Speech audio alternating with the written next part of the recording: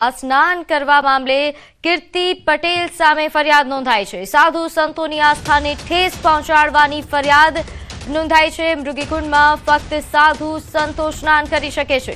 સાધુના વેશમાં કીર્તિએ સ્નાન કરતા ફરિયાદ નોંધાઈ હતી। પ્રભાસ પાટણના ખોડિયાર નિરાલી આશ્રમના બજરંગદાસ બાપુએ આ ફરિયાદ નોંધાવી છે। જૂનાગઢ ભવનાથ પોલીસે આ ફરિયાદ નોંધી છે અને પોલીસે સત્તાવાર સાંજ સુધીમાં આ અંગે જાહેરાત પણ કરી શકે છે। કીર્તિ પટેલને પકડવા પોલીસની જુદી જુદી ટીમો રવાના થઈ છે।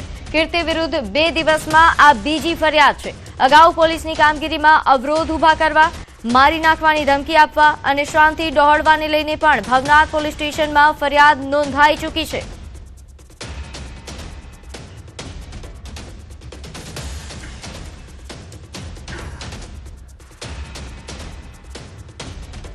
આ 4-5 સાધુ કીર્તિ પટેલ થી દબાઈને બેહી ગયા છે। કલંક હોય સાધુમાં ભગવામાં એટલે સાધુ દબાઈ જવાનું છે। બેન દીકરીનું કલંક આવ્યું સેલેક્ટિવનું એટલે સાધુ દબાઈ જવાનું, એટલે સામે કઈ બોલવાનો પ્રશ્ન રહેતો નથી। જૂના ખેડામાં બૈરાઓને દીક્ષા આપે છે 100%।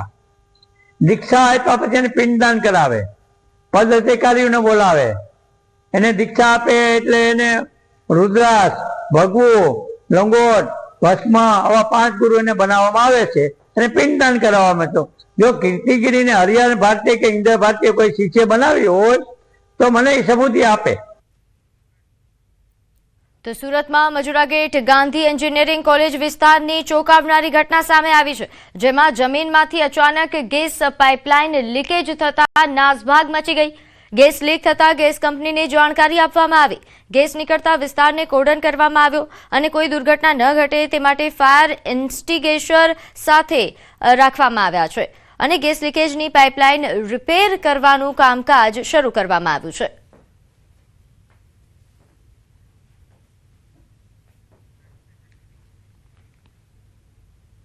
તો સુરતમાં નવસારી રોડ પર આવેલી માધવ પાર્ક સોસાયટીના ખુલ્લા મેદાનમાં અચાનક આગ લાગવાની ઘટના સામે આવી છે। ખુલ્લા મેદાનમાં પડેલા કચરામાંથી આગ ભભૂકી ઉઠતા આસપાસના વિસ્તારમાં અફરાતફરીનો માહોલ સર્જાઈ ગયો। ઘટનાની જાણ તરત જ ફાયર વિભાગને કરવામાં આવી અને જાણકારી મળતા જ ફાયર વિભાગની ટીમ તાત્કાલિક ઘટના સ્થળે પહોંચી હતી। ત્યારે આગ પર કાબુ મેળવવાના પ્રયાસો શરૂ કરવામાં આવ્યા। હાલ આગને નિયંત્રણમાં લેવા માટે કામગીરી યુદ્ધના સ્તરે ચાલુ છે। તો સુરતમાં નવસારી રોડ પર આગની આ ઘટના બની છે, જેના ચોંકાવનારા દ્રશ્યો પણ સામે આવ્યા છે। માધવ પાર્ક સોસાયટીના મેદાનમાં જ્યાં કચરો ઠાલવવામાં આવતો હતો ત્યાં આગ લાગતા અફરાતફરી મચી હતી।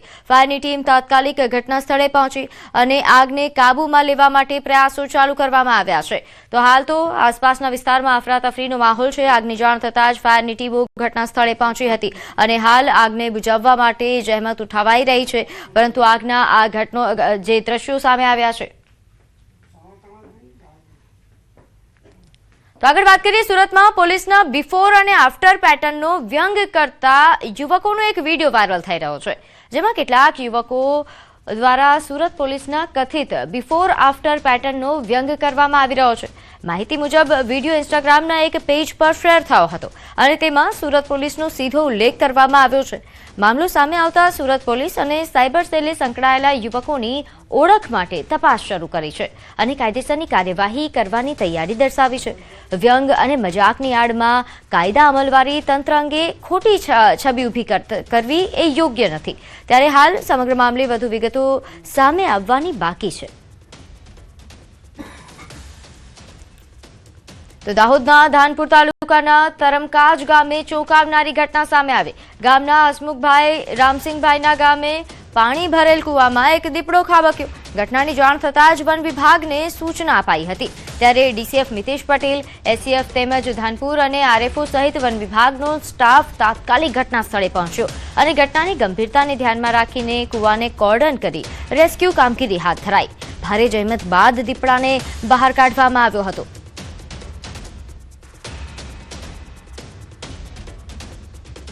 તો આ રેસ્ક્યુના દ્રશ્યો પણ સામે આવ્યા છે। ખૂબ જ જહેમત બાદ આ દીપડાને બહાર કાઢવામાં આવ્યો।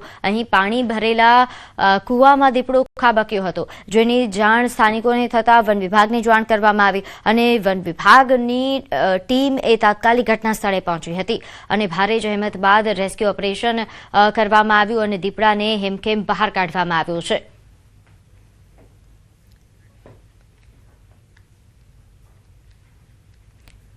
તો રાજકોટના તરગડીમાં જંગલી બિલાડીના આટાફેરા વધી ગયા છે। આ પહેલા દીપડા અને સિંહની દસ્તકથી લોકોમાં ફફડાટ ફેલાયો હતો। જો કે સોશિયલ મીડિયા પર વાયરલ થઈ રહેલા વિડીયોને જોઈ વન વિભાગે જંગલી બિલાડી હોવાની વાત કરી છે, પરંતુ લોકોમાંથી ડર જતો નથી। ખેડૂતો ખેતરમાં જતા ડરી રહ્યા છે।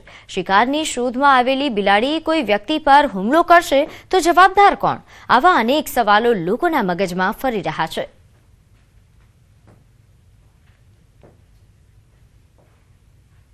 તો મધ્યપ્રદેશના સાગરમાં રખડતા શ્વાને આતંક મચાવ્યો છે। શહેરીમાં આવતા જતા લોકો પર શ્વાન દ્વારા હુમલો કરાય છે। સીસીટીવીમાં એક શ્વાન બાળકીનું ફ્રોક ખેંચી જતો દેખાઈ રહ્યો છે, તો 4 શ્વાન એક સાથે ગાયના વાછરડા પર હુમલો કરી રહ્યો છે અને અહીં શહેરમાં દરરોજ સરેરાશ 25 શ્વાન કરડવાના બનાવો નોંધાઈ રહ્યા છે।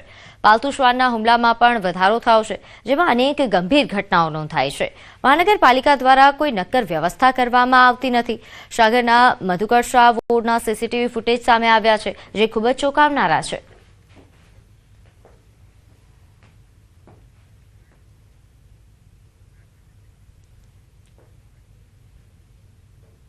તો સુરત શહેરમાં સ્માર્ટ મીટર સામે ભારે વિરોધ જોવા મળ્યો। હની પાર્ક રોડ શિવ શક્તિ એપાર્ટમેન્ટમાં રહીશોએ વિરોધ નોંધાવ્યો। રહીશો અને ડીજીવીસીએલ કર્મચારીઓ વચ્ચે ઉગ્ર બોલાચાલી થઈ ગઈ। રહીશોનો આરોપ છે કે તેમની જાણ વગર મીટર લગાવાયા છે, જ્યારે ડીજીવીસીએલના કર્મચારીઓ એ સ્માર્ટ મીટર લગાવવા પહોંચ્યા હતા તે સમયે સ્થાનિકોએ ઉગ્ર વિરોધ કર્યો। તો કર્મચારીઓએ જણાવ્યું કે મીટર અમારા છે, અમે બદલી નાખીશું।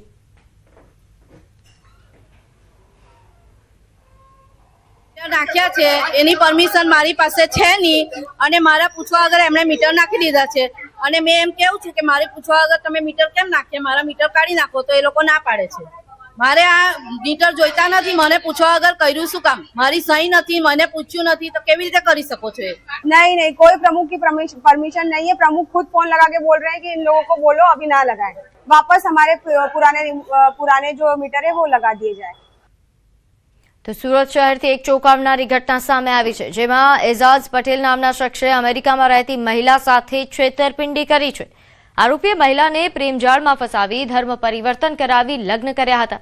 લગ્ન બાદ આરોપીએ મહિલા પાસેથી 60 લાખ રોકડા અને 18 તોલા સોનાના દાગીના પડાવી લીધા, તેમજ મહિલાના હૈદરાબાદ સ્થિત ફ્લેટની ચાવી પણ લઈ લીધી।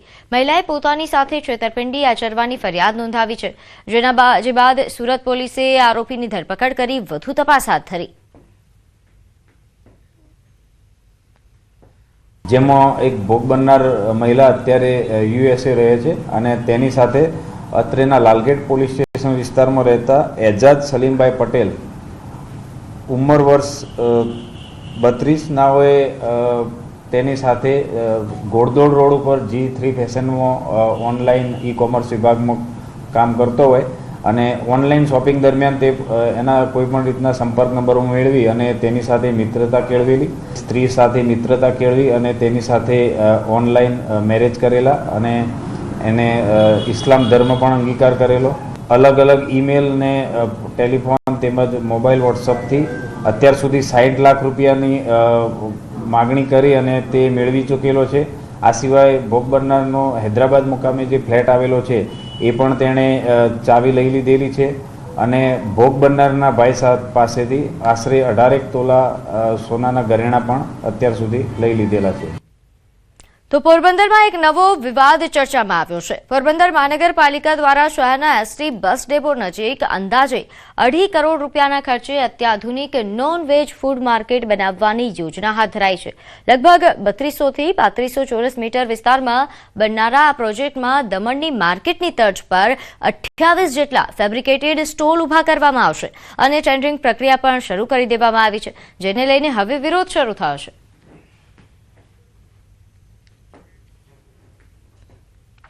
પોરબંદર કોર્પોરેશન દ્વારા અત્યારે જે બંદર રોડ પર જે ભંગાર માર્કેટ આવેલું છે ત્યાં એની પાછળ કોર્પોરેશનનો એક પ્લોટ આવેલો છે, અંદાજે 3200 ચોરસ મીટર જેટલી જગ્યા છે, ત્યાં નોનવેજ માર્કેટ ડેવલપ કરવાનું આયોજન હાથ ધરવામાં આવેલું છે.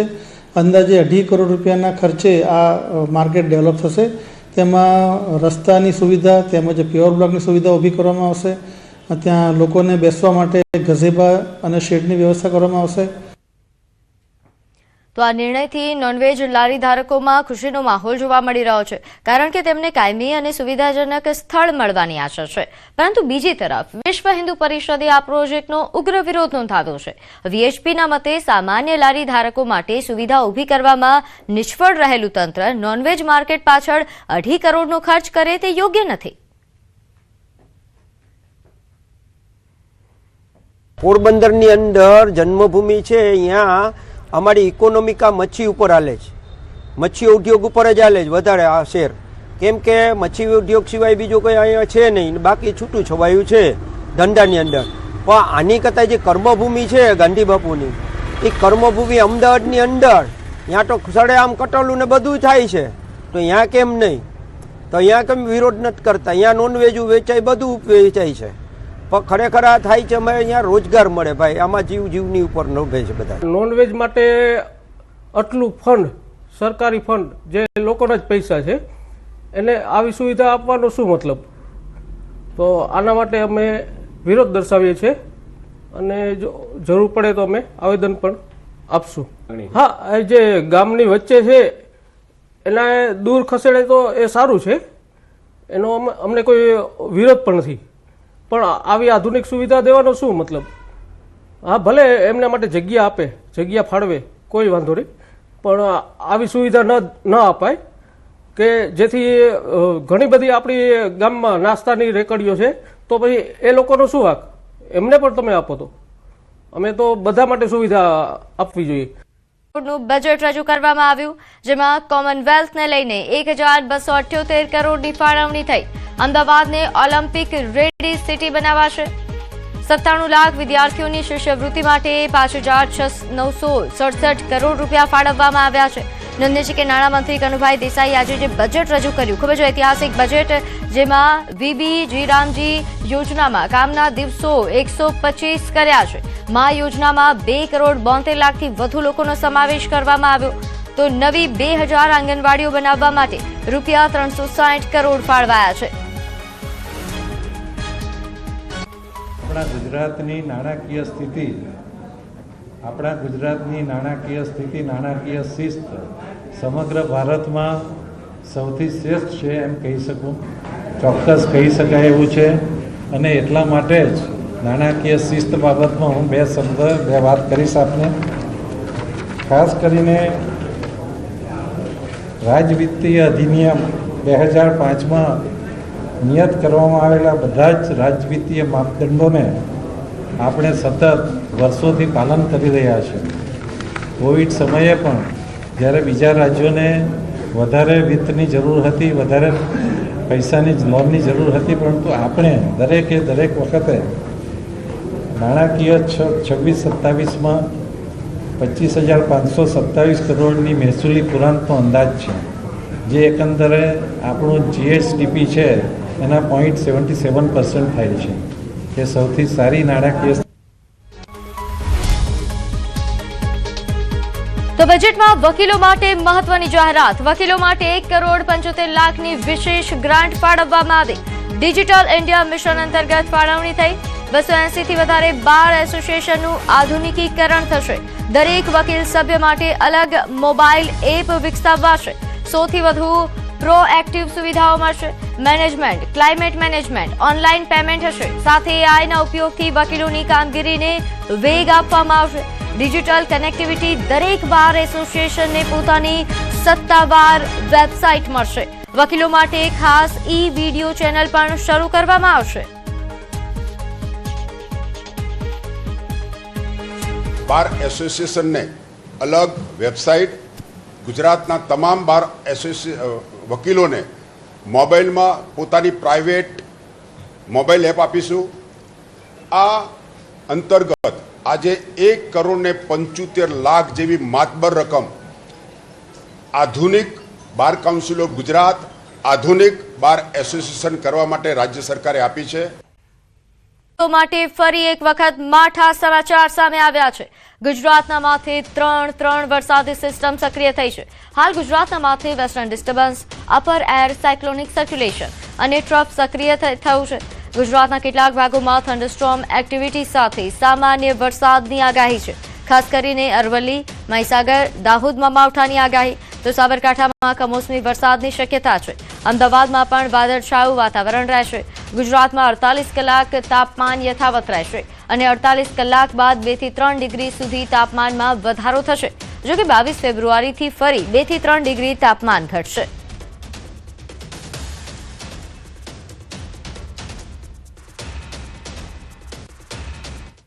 थंडरस्टॉर्म विथ लाइटनिंग का हम दे रहे हैं मेनली नॉर्थ गुजरात का 4 डिस्ट्रिक्ट के लिए. इसमें जो डिस्ट्रिक्ट आ रहा है साबरकांठा, अरावली, महीसागर और दाहोद के लिए दिया गया है. इसमें जो विंड स्पीड रहेगा 30 से 40 किलोमीटर प्रति घंटा में रहेगा और लाइट रेन आइसोलेटेड प्लेसेस में चांसेस रहेगा. और उसके आगे जो है 19 से लेकर आगे 6 दिन 19 से लेकर 24 फरवरी तक मौसम आमतौर पर शुष्क रहने का पूर्वानुमान है. और अभी जो मैक्सिमम टेम्परेचर का बात करें तो अगले 48 घंटा तो कोई बड़ा बदलाव नहीं रहेगा. और उसके आगे 2 से 3 डिग्री सेंटीग्रेड राइज रहेगा 2 दिन. उसका एक ग्रेजुअल फॉल रहेगा 2 से 3 डिग्री सेंटीग्रेड. તો હવામાન નિષ્ણાંત અશોક દેસાઈનું અનુમાન 15 માર્ચ સુધી શિયાળાની વિદાય. 2 દિવસ બાદ ફરી તાપમાન ગગડશે. એક પછી એક સિસ્ટમ સક્રિય થઈ રહી છે. શિયાળો જતા જતા પણ વાતાવરણમાં પલટા આવ્યા કરશે. વારંવાર વેસ્ટર્ન ડિસ્ટર્બન્સ સક્રિય થતા વાતાવરણ પ્રભાવિત થયું છે. 3 સિસ્ટમ સક્રિય થતા વાતાવરણમાં પલટો આવશે અને ગુજરાતમાં કમોસમી વરસાદની શક્યતા હાલ નહિવત છે. ઉત્તર ગુજરાતના ભાગોમાં વાદળછાયું વાતાવરણ રહેશે. સોલારામમાં આવડે 16મી જ બ્લાસ્ટ થયો હતો. એના કારણે અત્યારે જે સૂર્યના કિરણો આવ્યા છે, રેડિયેશન વિકિરણ, એના કારણે અત્યારે ટેમ્પરેચર 2 દિવસ અપ જશે, એના પછી પાછું ડાઉન જશે. આ 15 માર્ચ સુધી રહેવાની પૂરેપૂરી સંભાવના છે, કારણ કે 15 માર્ચ પછી અલ્નીનો ટોટલી એક્ટિવ થઈ જશે અને લાલીનોનો પ્રભાવ ઓછો થઈ જશે. ગુજરાતમાં, ઉત્તર ગુજરાતમાં કદાચ વાદળો આવે અને વરસાદ તો પડવાની ગુજરાતમાં કોઈ શક્યતા નથી. શિયાળાની એન્ડિંગ એકચ્યુઅલી ફેબ્રુઆરીમાં થઈ જવી જોઈએ. એ આ વખતે 15 માર્ચ સુધી લંબાશે.